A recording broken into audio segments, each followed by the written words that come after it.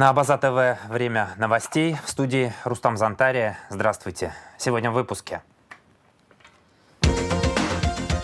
Производство прекратить в связи с отсутствием предмета обжалования. Сухумский городской суд принял решение в отношении жалобы председателя АНД Атгура Арцинба на бездействие генерального прокурора Атгура Агрба.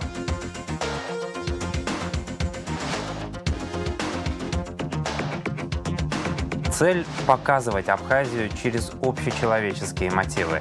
Последняя цена абхазского режиссера Наура Гармелия – абсолютный триумфатор конкурса «Российские дебюты».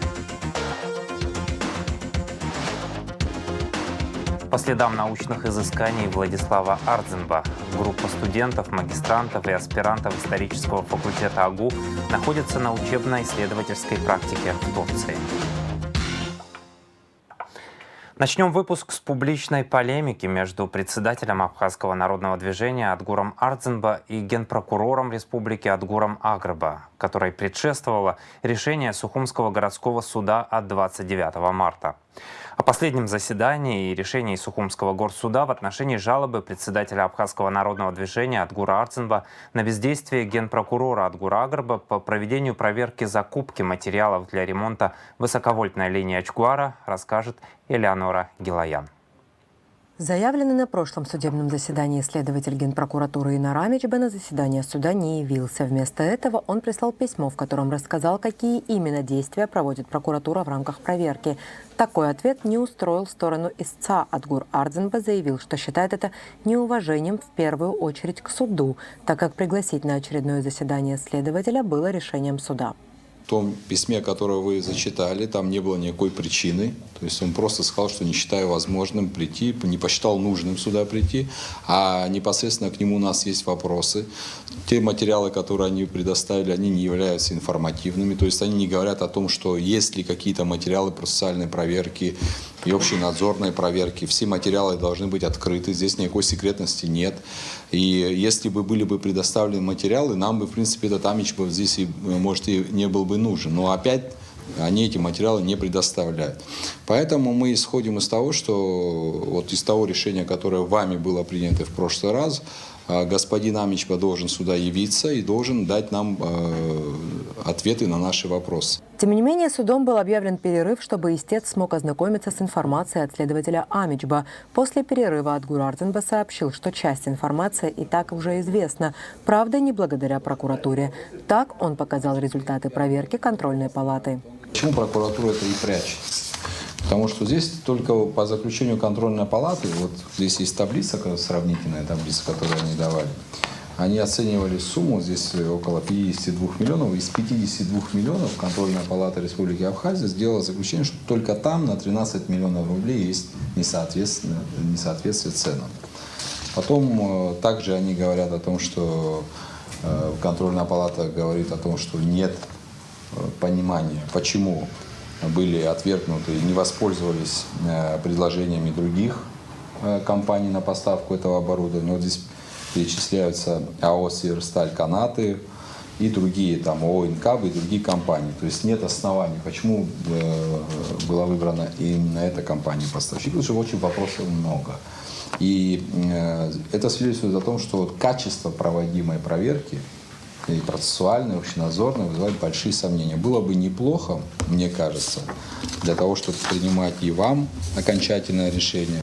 Прокурор Наур Амичба обратился к суду с ходатайством о прекращении производства материала по данному делу ввиду отсутствия рассмотрения предмета по жалобе. Он заявил о 2 письмах, направленных на имя адвоката Пасаня в прошлом году. В них, по мнению прокурора, содержится информация о проводимой проверке. Эти письма информативные, говорят о том, что в этих письмах есть ответы о том, что следствием проводится процессуальная проверка. И, соответственно, сторона знала о том, что проводится процессуальная проверка. Даже сейчас выступление от Атгура Мираныча, он говорит, что некачественная проводится, не считают они некачественной. Давать оценку, качественная она или некачественная, то есть, получается, оппоненты соглашаются с тем, что процессуальная проверка проводится. Как раз-таки предмет жалобы у нас состоит в том, чтобы признать действия генерального прокурора и бездействие, то есть, наоборот, бездействие генерального прокурора и действия первого заместителя в рамках проведения общенадзорной проверки. То есть суду предоставлено полный перечень доказательств того, что проводится процессуальная проверка. Поэтому я считаю, что в этом плане суд не может выходить за рамки и выяснять качество проверки, количество проверки, кого опросили, что опросили. Это не предмет рассмотрения. Мы не рассматриваем здесь дело по существу. Сейчас рассматривается лишь вопрос об том действии, бездействии прокурора. Просили процессуальную проверку, она проводится. До того, как она будет принято процессуальное решение, я считаю некорректным говорить, предрешать какие-то выводы, что она будет прекращена, заменена. Никто об этом не знает до того, как будут получены результаты экспертизы и принято будет процессуальное решение. Сторона истца настаивала на необходимости пригласить в зал суда следователя Инара Амичба, чтобы получить ответы на свои вопросы. Прокурор парировал, что все необходимые исчерпывающие материалы следователь суду предоставил. Представитель АНД, адвокат Рамина Пасания, считает, что никакой проверки не проводится в прокуратуре по следующим причинам. В Управлении по надзору за исполнением законодательства уже более 16 месяцев проводилась проверка. Однако за все это время мы не узнали ни о каких результатах, ни о итоговых, промежуточных. Никакое решение нам неизвестно. Теперь уже более 6 месяцев в Следственном управлении якобы проводится процессуальная проверка. Но сроки процессуальной проверки, они четко определены в Уголовно-процессуальном кодексе. Это 5 суток, 15 и 60. Дальнейшее продление невозможно. Однако в данном случае мы имеем такое дело, что уже более 6 месяцев материалы якобы находятся в Следственном управлении. Какова же цель Генеральной прокуратуры? Почему Генеральная прокуратура, несмотря на то, что постановление Сухумского городского суда отменено, транслирует то, что проводится процессуальная проверка? Я думаю, что на это есть две причины, так как к этому вопросу есть большой общественный резонанс. Всех волнует, проводится ли проверка или нет, и чтобы успокоить общество, представители Генеральной прокуратуры говорят о том, что да, проводятся какие-то опросы, якобы показывается деятельность какая-то в рамках процессуальной проверки. Это одна причина, по которой об этом говорится. Вторая причина. Генеральная прокуратура не заинтересована, чтобы действия генерального прокурора, первого заместителя обсуждались в судах первой инстанции, кассационной, надзорной, чтобы им давалась какая-либо оценка, и уж тем более, чтобы суды указывали на то, чтобы необходимо провести ту или иную проверку. Именно для того, чтобы по данной жалобе производство было прекращено, именно поэтому предоставляются вот такие непонятные документы, которые якобы свидетельствуют о том, что какая-либо проверка проводится. Суд удалился в совещательную комнату и вернулся с решением. На основании изложенного руководствуясь статьей 124 Уголовно-процессуального кодекса Республики Абхазия, суд постановил производство по жалобе представителя Республиканской общественной организации АНД Арзенба в порядке статьи 124 Уголовно-процессуального кодекса Республики Абхазия на действия первого заместителя Генеральной прокуратуры Республики Абхазия Квициня по проведению проверки в рамках надзора за исполнением законодательства и бездействия Генерального прокурора Республики Абхазия Агрба по организации проверки сообщения о преступлении прекратить в связи с отсутствием предмета обжалования. На это постановление может быть подана кассационная жалоба в течение 15 рабочих дней со дня вынесения.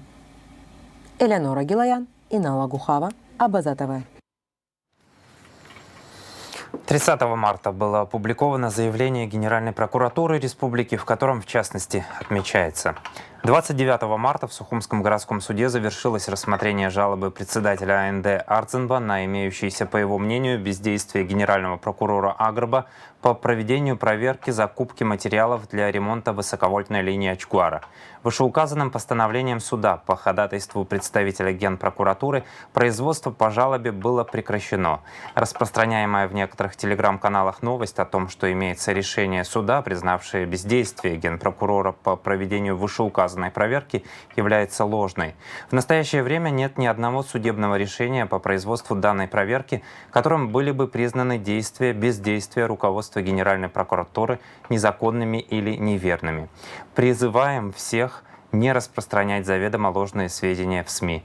Процессуальная проверка по фактам возможного хищения при закупке материалов для ремонта высоковольтной линии Ачгуара с октября 2023 года проводится по указанию Генпрокурора Следственным управлением Генеральной прокуратуры, по завершению которой будет принято процессуальное решение. Конец цитаты. В свою очередь, председатель АНД Адгур Арзенба пригласил генпрокурора Адгура Агрба к открытому диалогу. Как отмечается в заявлении Ардзинба, по всей видимости, генеральный прокурор не потрудился прочитать постановление Верховного суда, на основании которого он вынужден был начать процессуальную проверку по хищениям на высоковольтной линии Ачгуара.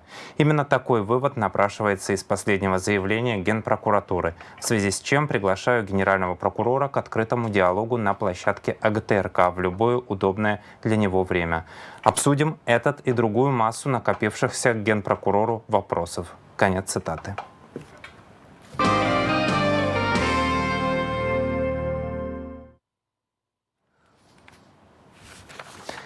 Новости культуры. При расчистке помещений сгоревшего здания Союза художников Абхазии, на втором этаже которого располагались фонды Национальной картинной галереи, обнаружили несколько фрагментов работ.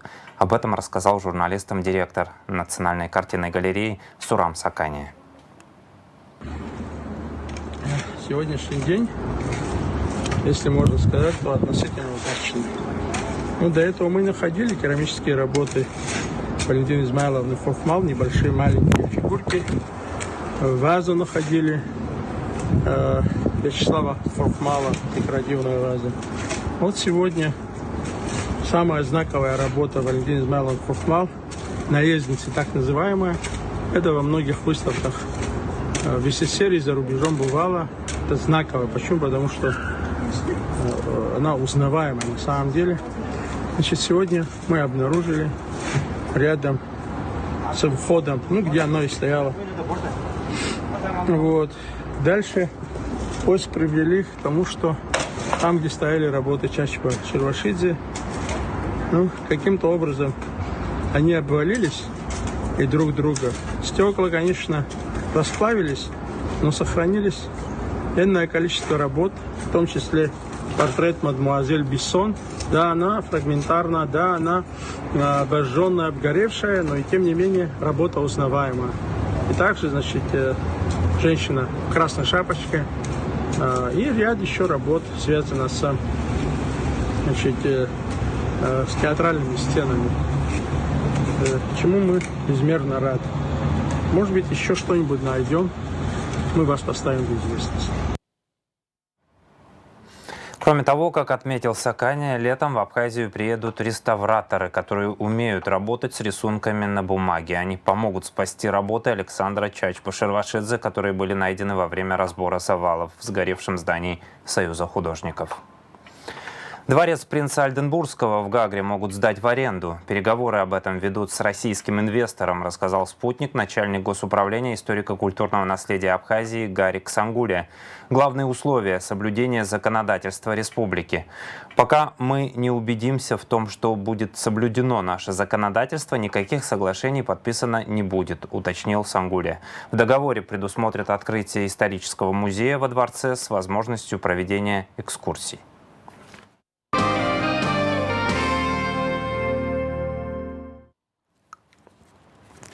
Шестичасовые ограничения на подачу электроэнергии в Абхазии сократили до 4.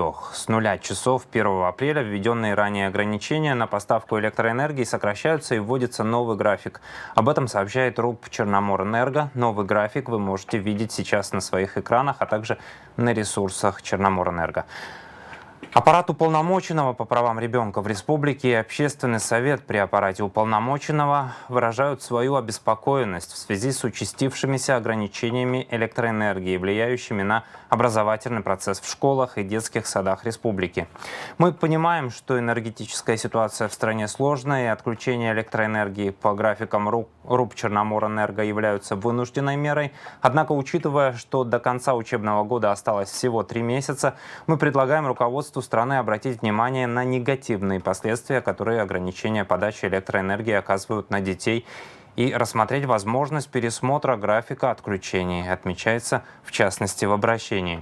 Кроме того, аппарат уполномоченного по правам ребенка и Общественный совет при аппарате обращается к руководству республики с просьбой рассмотреть возможность пересмотра графика отключения электроэнергии Черноморэнерго с целью найти возможность не отключать школы и детские сады от электроэнергии, переводя их на другие линии. Обеспечение школ и детских садов автономными генераторами, обеспечение образовательных учреждений альтернативными источниками света. Сотрудники милиции выявили и изъяли в селе Пакващ 10 аппаратов для майнинга, принадлежавших Химце Читанава. Еще 6 аппаратов по добыче криптовалют было обнаружено в селе Баслах у Руслана Дахнадзе. Об этом сообщает пресс-служба МВД Абхазии. Об итогах рейдовых мероприятий за прошедшую неделю в материале пресс-службы МВД Абхазии. По итогам прошедшей недели в результате проведения усиленных рейдовых мероприятий, направленных на повышение уровня обеспечения дорожной безопасности и профилактики нарушений правил дорожного движения сотрудниками Центрального аппарата и роты специального сопровождения управления ГАИ МВД Абхазии совместно с подразделениями госавтоинспекции, городских управлений и районных отделов внутренних дел выявлено 1799 административных правонарушений. При проведении рейдовых мероприятий сотрудники милиции особое внимание уделяют недопущению фактов управления транспортными средствами в нетрезвом состоянии. 102 водителя, которые пребывали за рулем автомобиля в состоянии алкогольного или наркотического опьянения, привлечены к административной ответственности. 94 человека лишены водительских удостоверений на 6 месяцев со штрафом в 30 тысяч рублей. В отношении 8 водителей составлены соответствующие материалы и направлены в суды для принятия законных решений. Составлен 141 административный протокол за нарушение норм светопропускаемости стекол. Тонировочные пленки с автомобилей снимаются на месте. Усиленные рейдовые мероприятия проводятся системно методом территориальной ротации ведомственных подразделений согласно указанию министра внутренних дел Роберта Кьют и продолжаются до особого распоряжения.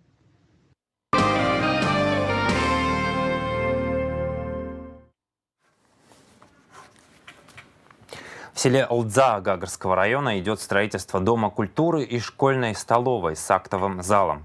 В Пицунском доме культуры ремонтные работы завершатся до конца года. Уже полностью заменена ветхая кровля, площадь которой 110 квадратных метров. Завершены черновые работы в кабинетах. В вестибюле установлены новые окна. Рабочие приступили к ремонту актового зала со сценой и фасада здания.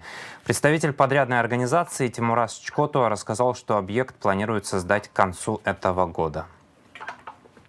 Нынешний Дом культуры был построен в 1985 году. В 1998 году при коротком замыкании произошел пожар, и Дом культуры сгорел.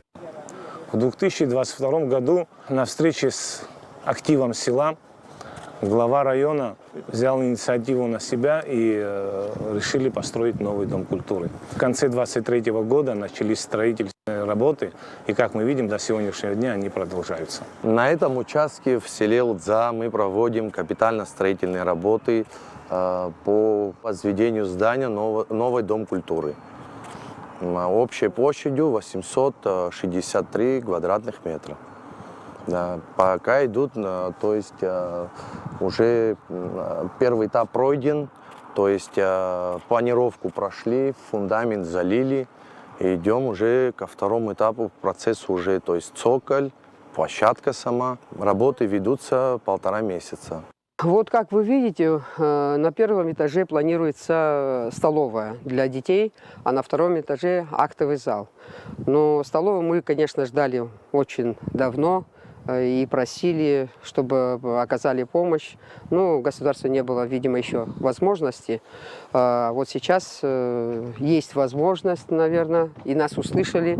Так как вы видите, сейчас столовая строится, и мы очень рады, что в ближайшем у нас наши детишки будут, и первое, и второе есть, и в этой школе будет столовая. У нас были проблемы в связи с тем, что у нас столовой нет, там актового зала нет или спортивной площадки нет.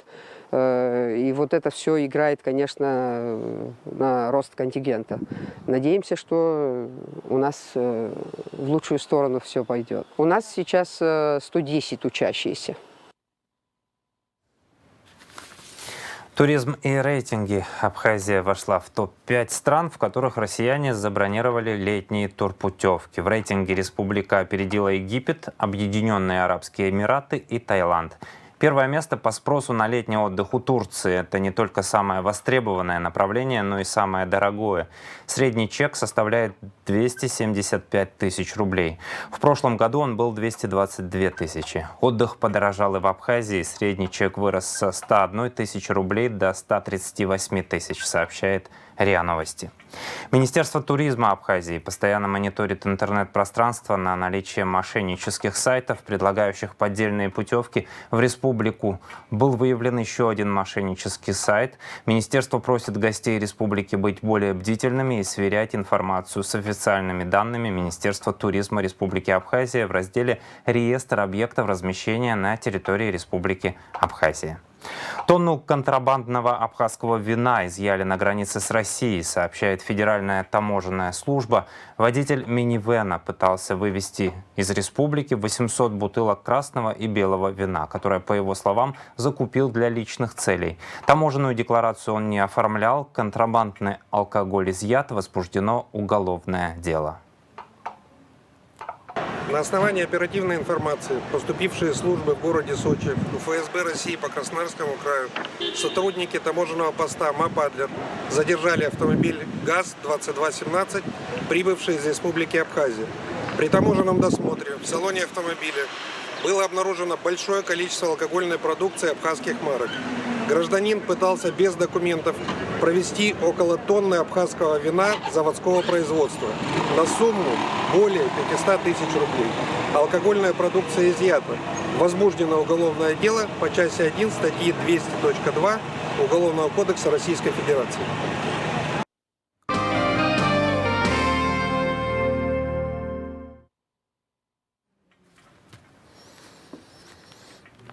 Фильм абхазского режиссера Наура Гармелия «Последняя цена» стал абсолютным триумфатором конкурса «Российские дебюты» в рамках международного кинофестиваля «Дух огня» в Ханты-Мансийске. Слово Марианне Котовой.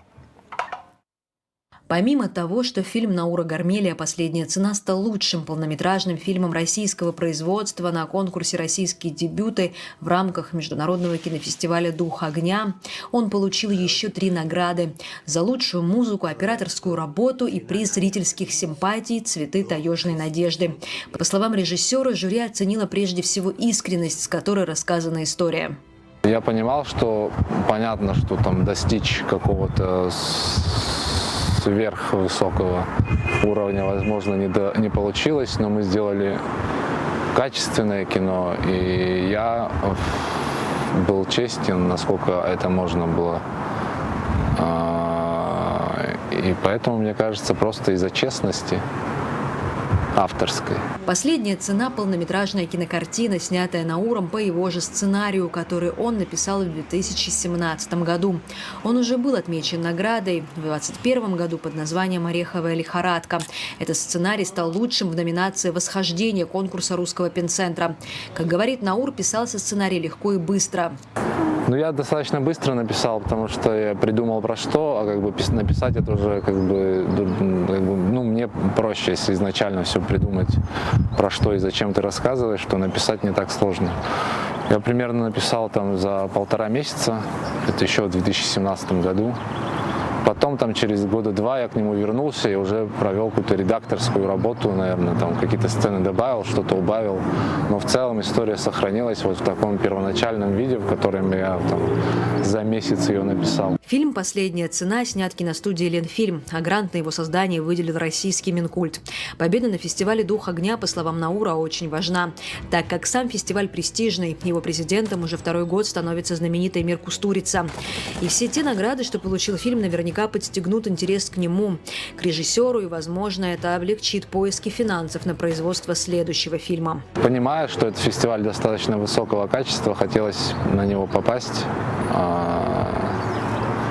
И я думаю, что там определенный успех, который мы получили на нем, это в первую очередь реклама для самого фильма. И это поможет потом, когда начнется прокат, просто собрать зрителей как одна из составляющих рекламы. Как рассказал Наур, режиссером он решил стать, потому что с детства испытывал тягу к осмыслению мира. Писал стихи и рассказы. Как ему казалось, тогда режиссер сможет еще более точно передать свое видение мира и интерпретацию происходящего. Оказалось, что так оно и есть. Но не так просто все было, как думалось. Я до этого писал стихи, рассказы и как-то подумал, что, наверное, режиссура – это что-то подходящее для меня. Я тогда плохо себе представлял, правда, что такое режиссура и что это вообще такое и кино в целом. Потом во время обучения было тяжело, и ты задался вопросом, зачем мне это надо. Но обучение было настолько тяжелым, без выходных и каникул, что после обучения ты выходишь в мир, где, оказывается, все достаточно просто. И я за это благодарен мастеру, мастерской, за то, что мы прошли такую школу. Как говорит Наур, его цель – показывать Абхазию через общечеловеческие мотивы. Снимать фильмы, истории которых будут понятны всем жителям Земли, но с абхазским колоритом и характером, как, например, у Искандера. У нас, в принципе, достаточно режиссеров для такой маленькой страны, и я думаю, что если каждый из нас сделает хотя бы по 2 фильма про свою страну, это уже будет большой успех, потому что, к сожалению, пока что только в литературе рассказали про нашу страну, а в кино этого пока мало, и я думаю, что в будущем, благодаря молодым режиссерам, можно будет рассказать про Абхазию, про народ, про то, как мы живем. И рассказать, главное, честно про это. Наур уже пишет сценарий к следующему фильму. Получается, к 4-му в его фильмографии. Гармелия снимал короткометражку по новелле Михаила Лакарба «Братья». Средний метр «Мост». Полнометражную ленту «Последняя цена». И снова приступил к работе над полным метром. Осталось выполнить самую сложную задачу в кинопроизводстве – найти на него деньги. Марьяна Котова, Абаза ТВ. Сейчас смотрите видео церемонии награждения конкурса «Российские дебюты» в рамках международного кинофестиваля «Дух огня» в Ханты-Мансийске.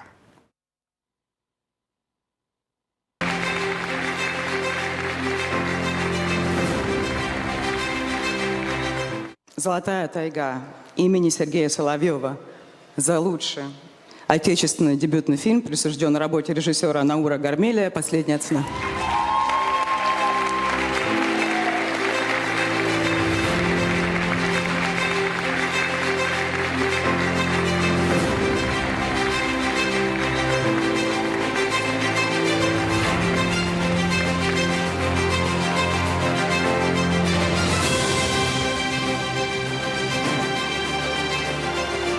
Ну, еще раз всем большое спасибо. Я рад. Спасибо. Возьмите цветы. Наши поздравления. Читаю. Приз зрительских симпатий «Цветы таежной надежды» по результатам зрительского голосования присуждается фильму «Последняя цена». Режиссер и автор сценария Наур Гармелия.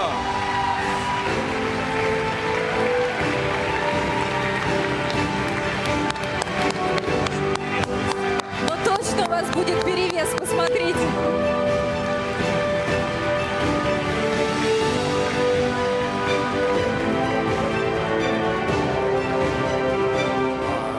Андрей теперь что-нибудь скажет. В общем, да, я как креативный продюсер фильма мог бы и вручать, и получать этот приз, но Наур сказал всем спасибо, композитору, оператору, а теперь мне осталось сказать огромное спасибо Науру. И поздравляю. Приз за лучшую операторскую работу получает Дмитрий Знаменщиков за фильм «Последняя цена».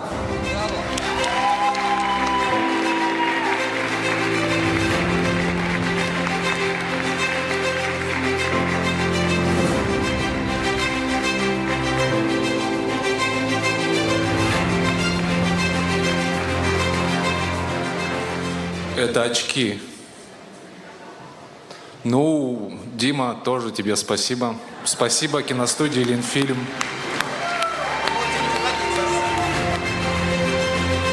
Что теперь еще? Ну что теперь? Вы все, что можно, выиграли. возможно? Ну да, было немного неожиданно. Мы, конечно, рассчитывали на какой-нибудь приз, но 4 мы действительно не ожидали получить. Это очень приятно. Спасибо. Это здорово. На моей памяти, я не помню, чтобы 4 награды брал один фильм. Это супер. Ребята, спасибо вам большое. Поздравляем. До встречи.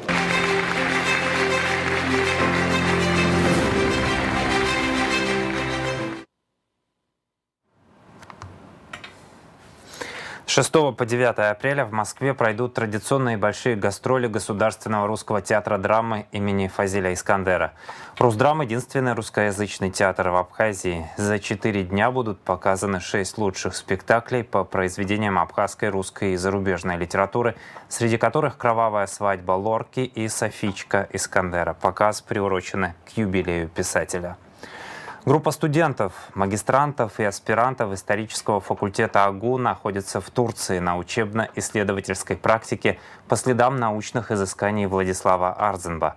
Об этом из Стамбула сообщает руководитель отдела информации и медиакоммуникации АГУ Алхас Чхамалия.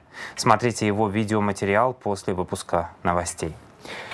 О спорте. Встреча футбольных клубов Бзана, Кутол и Динамо Сухум сегодня состоялась в понедельник на столичном стадионе «Динамо». Она завершилась со счетом 3-1 в пользу кутолцев. Сегодня было феноменальное противостояние между командами-исполнителями. У меня, скажу вам честно, закончились эмоции, закончились слова. Вот такой вот подарок мы с вами получили в самый сложный день недели.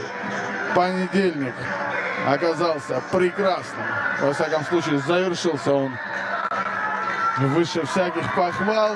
Не буду продолжать, никакого более анализа. Спасибо, дорогие друзья, что вы смотрели за этим концертом вместе с нами. Берегите себя и своих близких, любите футбол. До новых встреч!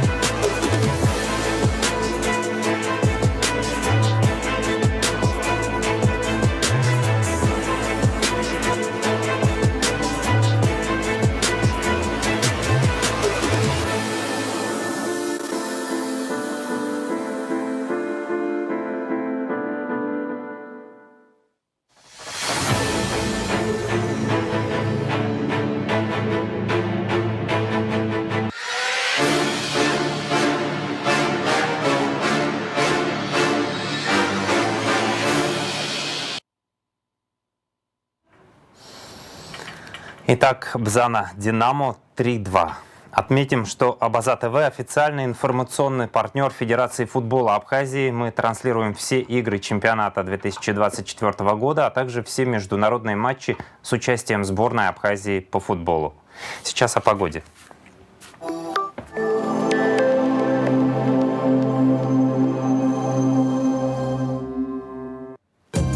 Во вторник, 2 апреля, в Абхазии ожидается переменная облачность, без осадков, атмосферное давление повышенное, ветер умеренный. Температура воздуха днем от 18 до 23 градусов. Температура морской воды 11 градусов. Волнение морской воды слабое и умеренное. Относительная влажность воздуха от 60 до 80%.